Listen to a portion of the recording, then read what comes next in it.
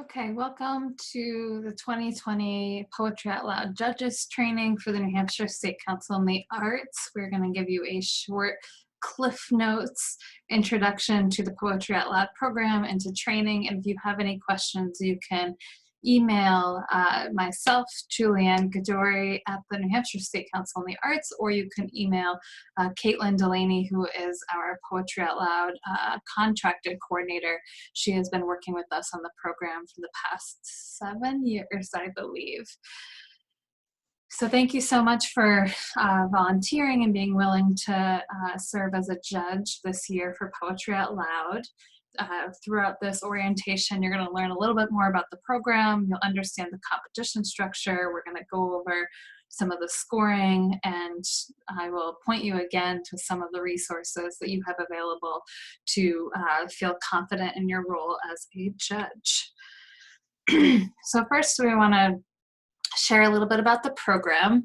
Poetry Out Loud is a national poetry recitation competition, which means that students are selecting poems from a curated anthology from literary greats, masters all over the world, but particularly in the United States. And so it's not their own poems that they're reciting. I think when people first hear about Poetry Out Loud, they get really excited and they're like, oh yeah, slam poetry. I love slam poetry, which slam poetry is fantastic, but it is different than Poetry Out Loud. And we'll go over some of the differences once we get to talking about the review criteria. So Poetry Out Loud, again, national program, is developed by the National Endowment for the Arts, which is a federal agency, in partnership with the Poetry Foundation, which is a nonprofit national agency. And the NEA and the Poetry Foundation give funds to states so that they can implement the program in their own regions. And sometimes the partners are state arts councils, sometimes it's humanities councils, and New Hampshire, it's the State Council on the Arts.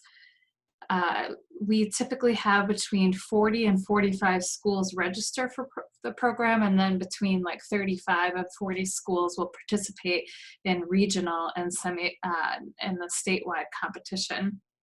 And this equals about 40% of all the high schools in New Hampshire, which is impressive. This is between 8,000 and 10,000 students annually. There's over 180 teachers and over 300 volunteers. And here, this is not this year's map, but maybe last year's map of the breakdown of where we have some of our regional competitions and the schools that are part of those. About us, the New Hampshire State Council on the Arts. Again, we are a state agency, which means that we receive funds from the state government of New Hampshire. We also receive funds from the federal government, from the National Endowment for the Arts. And I believe in total, our budget just went up, but I believe we are now at something like 45 cents per capita. So every person in the state of New Hampshire who is a tax-paying citizen contributes about 45 cents to our budget, which is actually a big increase in previous years. And from those funds, we grant out, we give grants to nonprofit organizations, schools, places of healthcare, municipalities for the enhancement of arts in their region. We specifically focus on arts and healthcare settings, arts addressing public health outcomes, arts for educational goals, both in schools and in communities. We have a public art program. We help to invest local economies through our public value partnerships and our arts for community engagement grants.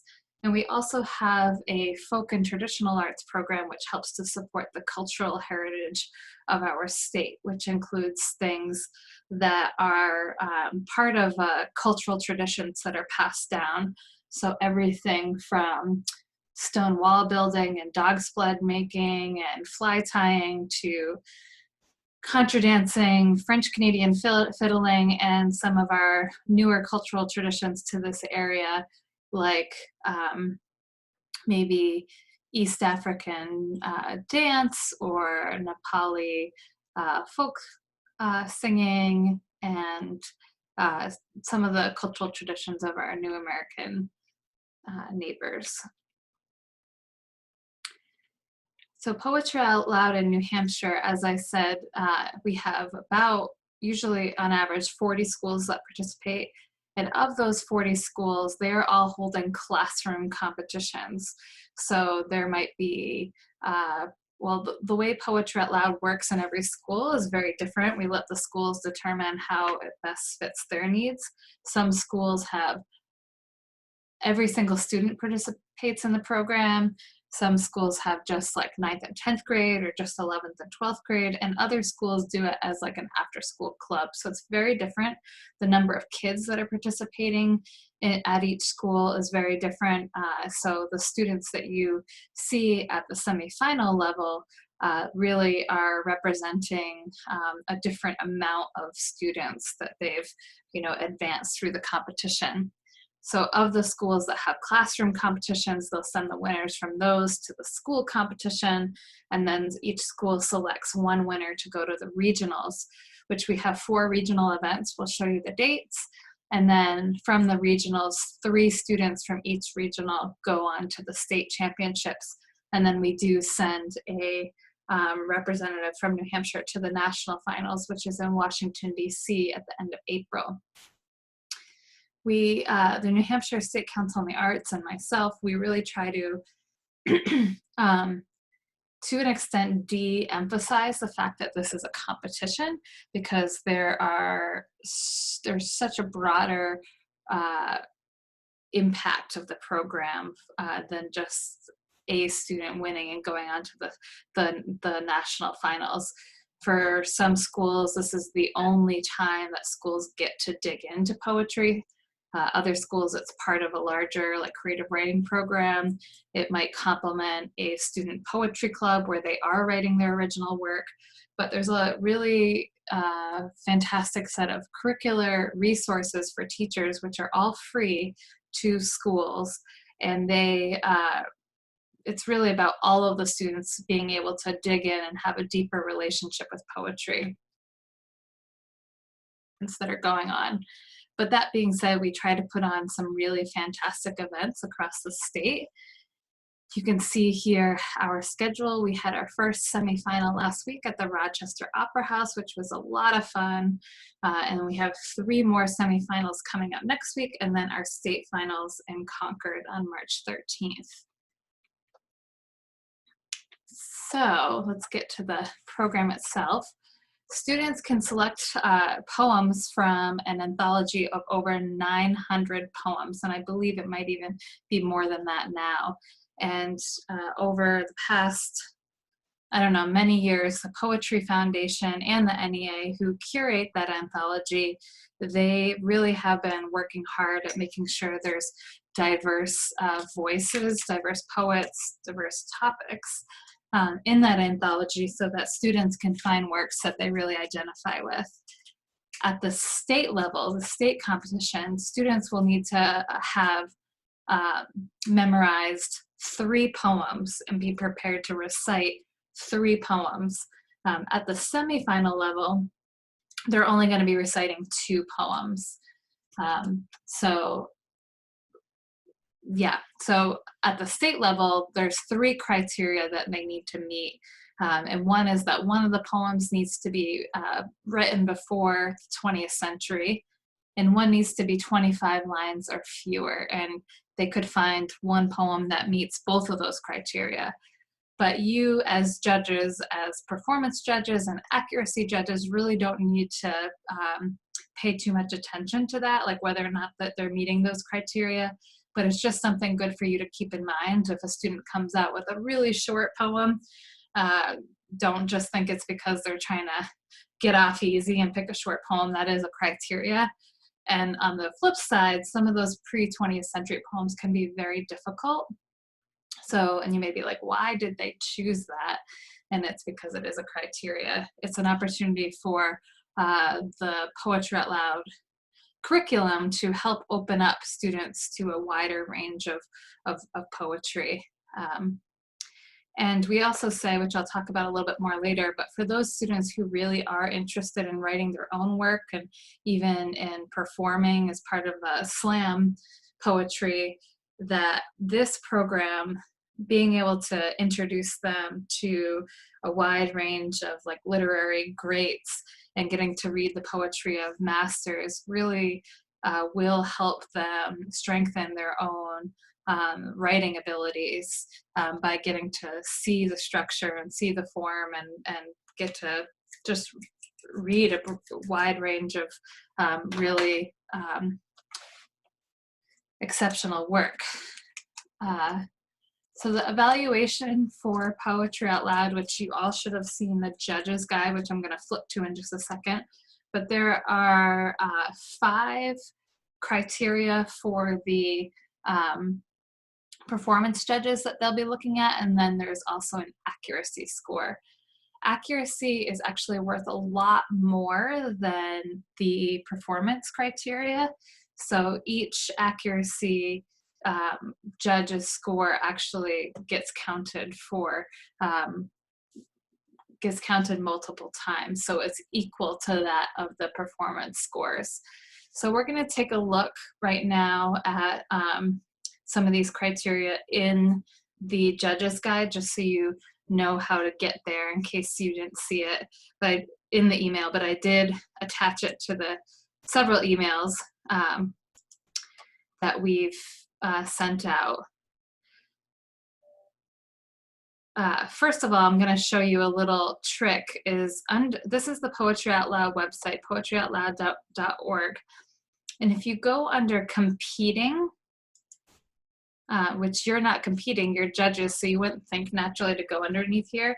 But under competing, there's tips on reciting. And these are really for the students, but I think it's helpful for the judges as well. And if you scroll down, you can click on any of these evaluation criteria. You can read some of the key characteristics that they're looking for in that criteria. And then you can also watch a video.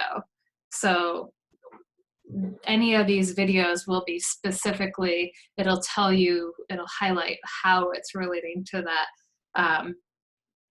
criteria. So this is a good way if you're not sure after reading those descriptions, if you really want to see like a great example of any of these categories, you can go ahead and look there. So I'm going to go now for teachers and organizers, and I'm going to go to judging a contest. And under judging a contest, there's other resources. There's a little pep talk that you can look at for some advice for judges, and then you can look at any of these specific information. There's also a webinar for judges if you want to get more information from the national level in addition to this one.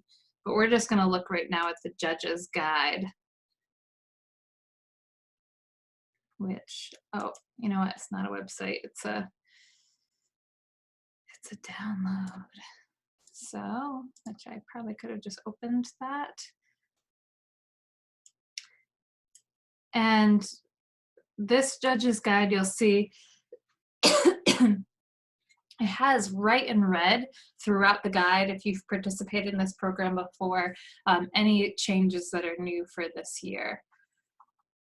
So you can go through, read more about the program. You can have this checklist you can look at. And here are descriptions of the evaluation criteria. And I'm not going to go through and read all of them because you can do that. You can look at those videos. But I just want to touch on a couple of things. One is in the overall performance. That is the final criteria that is on your sheet that you're going to be looking at.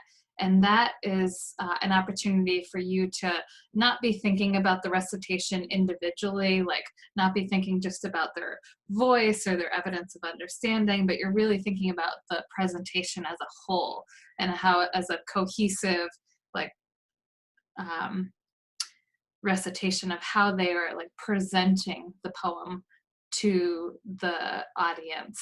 So this one is worth more than the others, and it's really an opportunity to, again, think of every aspect of their performance together.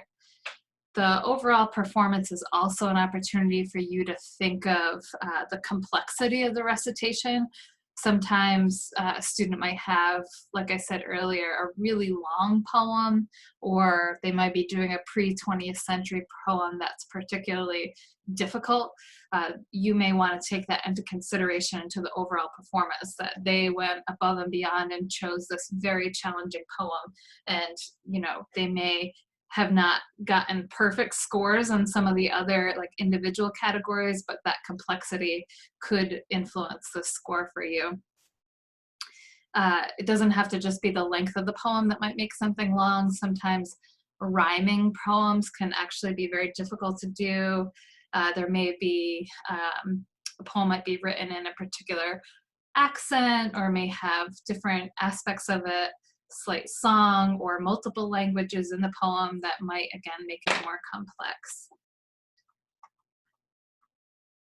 For voice and articulation, we want to make sure that, again, you can read the criteria for that category, but we also like to give judges a tip is to, when a student first comes out on stage, they're going to say the name of the poem and then the poet. And that presentation of the title and the author should be kind of in their normal, regular speaking voice. And that'll give you a hint as to what their normal speaking voice is. And why that matters is for this category, for voice and articulation, is you may have students where English isn't their first language, or they come from different parts of the country or different parts of the world, and they just have an accent, or they might be English speaking and reciting a poem that has multiple languages in it. And whether or not a student is like correctly pronunciating a word, if that's because of an accent where English isn't their first language, or like a regional dialect, that shouldn't be held against them just because it's not pronounced with the same, diction and clarity that somebody where English is their first language pronounces it. There may be a different instance where someone mispronounces a word, and that may be actually something that should be considered under the evidence of understanding category. They may say, I'm blanking right now on an example, but they may pronounce a word like completely incorrectly, and it may have a different meaning with a different pronunciation. And that's where you might say, oh, I'm not really sure that they quite understood what the poem was trying to say there. So that is an instance. But with voice and articulation, again, just keep that in mind, that of the student's natural voice. The category that often feels most subjective is dramatic appropriateness. And that is because, what each individual judge, which all of you feel is appropriate, really is subjective. But the guide tries to give you as much guidance as possible. But generally, what we try to say is that in Poetry Out Loud, the recitation is really about making the words of the poem and the poem itself come alive through just real like embodiment, where the student is really embodying the poem. And it really, everything that the student chooses, from hand gestures to vocal intonation to how loud they are, how soft they are, everything should be like a deliberate choice in service of making that poem and the words come alive. And that is where it is slightly different than in slam poetry, where slam poetry is very much about the words, but it's also about like the performance aspect of the person. So you're in slam poetry paying sometimes just as much attention to the intensity of the words, the gesture, the delivery, as you are to the words itself. Whereas poetry out loud is the focus is really on the poem. So that means that sometimes you may have a student who is like shouting in poetry out loud. They may be, having like wild hand movements or something. And that is up to you to decide whether or not that and any gestures or motion or intensity that they display is really in service of the poem. So was that gesture 100% needed? Did it help like convey the poem, or was it just like reiteration of like what the words said? So did you really need that hand gesture? Was it distracting from the words, or did it really like help create a sense of the student really like bringing alive that words? So the hard part is it doesn't mean like all hand gestures are bad, all shouting is bad, all accents are bad if someone's like putting on a particular Scottish or Southern or singing voice. There's no absolutes, but you really have to ask yourself again: were those choices 100% like in service of making that poem come alive, or was it just like miming or reiterating a word that you really didn't need that gesture? So again, this is a kind of a difficult one, but I really suggest that you watch some videos and practice scoring. Here's some tips for judges. One thing that they, like to remind you is that scores of 9 for overall performance and 6 for the other category, the highest score should be rare. That they provide you with a rubric that you can look over so that you can really understand like, oh, that student was comfortable, confident, body language, but I wouldn't say that they had a strong presence. So they would be in the good section. We're gonna go over this in just one second, but the hardest part is that about Poetry Out Loud's judging is that every student that comes out there is going to be just fantastic, and it's going to be really hard for you to just stick to the criteria and evaluate them, because you're just going to I'm always blown away 100% by all the students. So making sure that you don't just give that highest score to everybody is difficult. And that's where watching the recitations ahead of time can help you. And also we have we do have a student who is a calibrator, which means that that's a student who has volunteered to be there, and they were fantastic in their own school competition. They probably were a runner-up, and they volunteered to recite their poems so that you as judges and all the staff can have a run through. So the calibrator will go and you'll get an opportunity to score them. I just want to look one more minute at this score sheet. When you arrive at the event, you're going to sign in. We're going to show you where you're sitting, and we're also going to give you a binder. And that binder will have all of these contest score sheets in it. And it'll have the name of the student and the title of the poem on it, so you don't have to write anything or worry about anything. And your only job is to circle one of these choices. You don't even have to add it, because we're going to have a scoring team add it. So all you have to do is circle something. That's it. But also in that binder, there'll be on one side of the binder will be the contest evaluation sheet, and then the other side will be the scoring rubric. So you will always be looking at the scoring rubric. It'll be right in front of you in the binder, which means you have this cheat sheet. So you can, yes, practice, yes, read over this ahead of time, but you'll have this that you can kind of go by during the night, and it really helps a lot.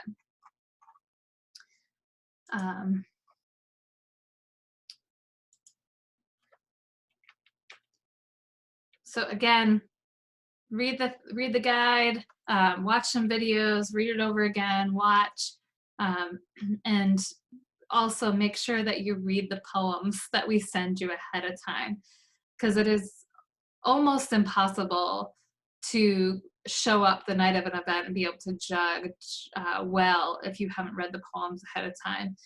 It, you need to read them ahead of time so you can adequately assess the student's evidence of understanding. So you know what the poem is about, but also, you may be really like taken up in like just the words and understanding what the poem is trying to say if you're hearing it for the very first time. So all of these students have put in a ton of work to get to this point, and we owe it to them as staff and as judges to really make sure that we have read the poems ahead of time. Here's the accuracy score sheet. For those of you that are accuracy judges, we will, you either have done this before, you've been part of the program, but we will go over some of these things individually with you.